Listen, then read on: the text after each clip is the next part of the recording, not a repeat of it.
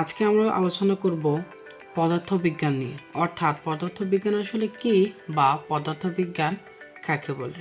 তো চলো প্রথমে আমরা জেনে নিই পদার্থবিজ্ঞানের উৎপত্তি আসলে কোথা থেকে হয়েছে। পদার্থবিজ্ঞানের উৎপত্তি হয়েছে গ্রিক শব্দ ফুসিকা থেকে।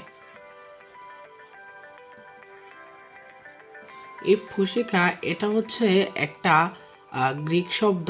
এই গ্রিক শব্দটা থেকে আসলে আমরা যে পড়ি পদার্থবিজ্ঞান, এই পদার্থবিজ্ঞানের উৎপত্তিটা হয়েছে।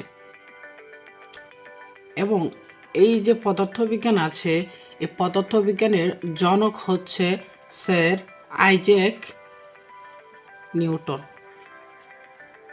আইজ্যাক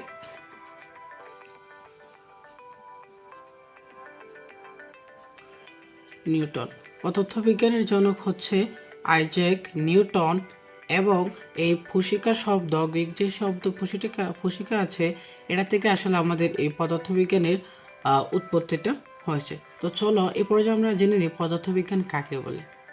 একটা পদার্থ এবং শক্তির মধ্যে যে সম্পর্ক, এই সম্পর্কটা নিয়ে বিজ্ঞানের যে শাখায় আলোচনা করা হয় বা বিশদভাবে বিশ্লেষণ করা হয়, সেটাকে আসলে বলা হয়ে থাকে পদার্থবিজ্ঞান।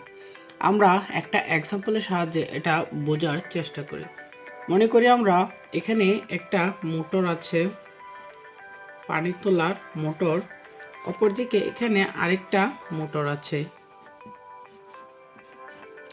এই মোটরটা হচ্ছে 1 কিলোওয়াটের এবং এই মোটরটা হচ্ছে কি 2 কিলোওয়াটের। আমরা মনে করি 1 কিলোওয়াটের মোটর দ্বারা আমরা 1 মিটার উচ্চতায় পানি পৌঁছাতে পারবো। আমরা 1 কিলোওয়াটের মোটর দ্বারা যদি 1 মিটার উচ্চতায় পানি পৌঁছাতে পারি, তাহলে 2 মিটার বা 2 কিলোওয়াটের মোটর দ্বারা আমরা কি করতে পারবো? নিঃসন্দেহে 2 মিটার উচ্চতায় পানি পৌঁছাতে পারবো। আমরা যদি এখানে লক্ষ্য করি তাহলে দেখতে পাবো এই যে মোটর একটা পদার্থ এবং এই বস্তুটার শক্তি 1 কিলোওয়াট হয়, এই বস্তুটা 1 মিটার উচ্চতায় পানি পৌঁছাতে পারছে। এবং এখানে আরেকটা মোটর আছে যেটা 2 কিলোওয়াটের, অর্থাৎ এটা শক্তি একটু বেশি। শক্তি বেশি হওয়ার কারণে এই বস্তুটা 2 মিটার উচ্চতায় পানি পৌঁছাতে পারছে। অর্থাৎ 1 কিলোওয়াটের যে মোটরটা আছে, মোটরের তুলনায় একটু বেশি পরিমাণ পানি উপরের দিকে তুলছে পারছে।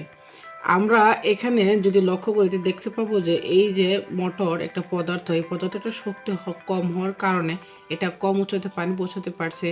একইভাবে এই মোটরটার শক্তি একটু বেশি হওয়ায় এই মোটরটা একটু বেশি উচ্চতায় পানি পৌঁছাতে পারছে।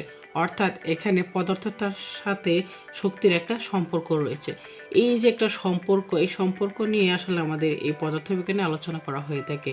এরকম নানান ধরনের সম্পর্ক বা নিয়মকানুন আমাদের প্রকৃতির মাঝে বিরাজমান। আর এইগুলা নিয়ে বিজ্ঞানের যে শাখা আলোচনা করা হয়ে থাকে, সেটাকে আসলে বলা হয়ে থাকে এই পদার্থবিজ্ঞান। অর্থাৎ পদার্থ এবং শক্তির মধ্যে যে সম্পর্ক, এই সম্পর্ক নিয়ে চূড়ান্তভাবে বিশ্লেষণ করে সূত্র প্রয়োগ করে মানব কল্যাণে প্রযুক্তির যে উন্নয়ন করা হয়, সেটাকে আসলে বলা হয়ে থাকে পদার্থবিজ্ঞান।